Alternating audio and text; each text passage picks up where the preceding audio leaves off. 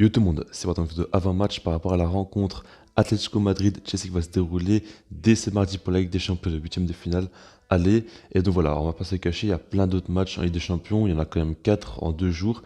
Et pour moi, personnellement, celui qui me donne le plus envie d'en parler, c'est celui-ci. C'est là pour moi, il y a la plus grosse rivalité et le match est le plus intéressant. Après voilà.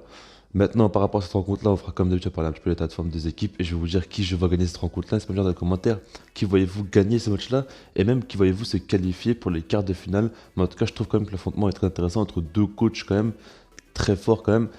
Simeone et Thomas Tuchel. Thomas Tuchel, beaucoup critiqué, tout ce que vous voulez, mais pour moi, ça reste quand même un très bon coach qui, si dans les bonnes conditions, comme il est par exemple à Chelsea, il pourra faire de très belles choses. Et donc voilà. Maintenant, par rapport à Atletico Madrid, faut pas se cacher, en ce moment, ils sont pas trop en forme. Ils avaient fait un match nul, puis ils ont perdu maintenant.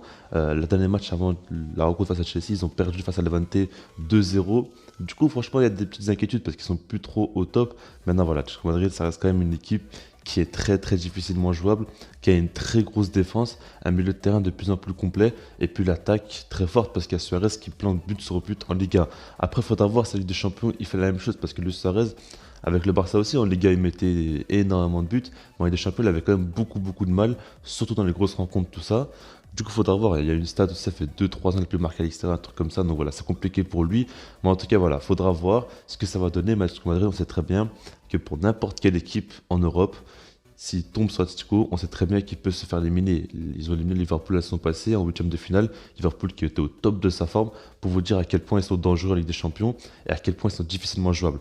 De l'autre côté, on a l'équipe de Chelsea qui, depuis l'arrivée de Thomas Tuchel, on a vu beaucoup de changements. Déjà, au niveau de la compo, c'est un 3-4-3 à l'image d'un Atletico Madrid cette saison. C'est la même composition des deux côtés. Mais en tout cas, voilà, Thomas Tuchel a changé un petit peu.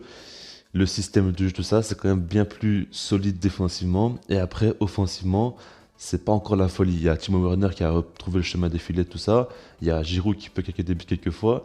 Mais au moins, il est en grande forme. Après, c'est pas vraiment un buteur. Mais voilà, ils ont un petit peu du mal à marquer beaucoup de buts, tout ça. Mais en tout cas, ils sont beaucoup plus solides. C'est un effectif très solide quand même. Et bien plus équilibré qu'avant, je trouve.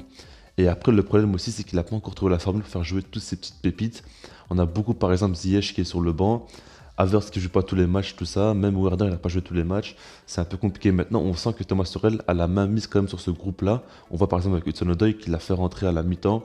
Au bout de quelques minutes, 20 minutes, je crois, un truc comme ça, il a directement ressorti parce qu'il trouvait qu'il n'était pas assez bon dans son application, dans son contre-pressing, tout ça. Donc on voit que Thomas Tuchel ose vraiment faire des choses dans cette équipe-là par rapport au PSG où il n'osait pas faire grand-chose.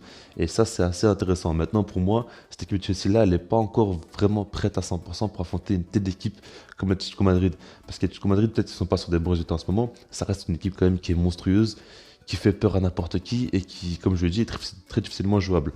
Mais en tout cas, voilà, ça s'annonce quand même d'être un bon affrontement quand même. On va avoir une équipe de Chelsea qui va essayer, selon moi, de marquer vite le premier but pour mettre dans le doute cette équipe de Atlético Madrid.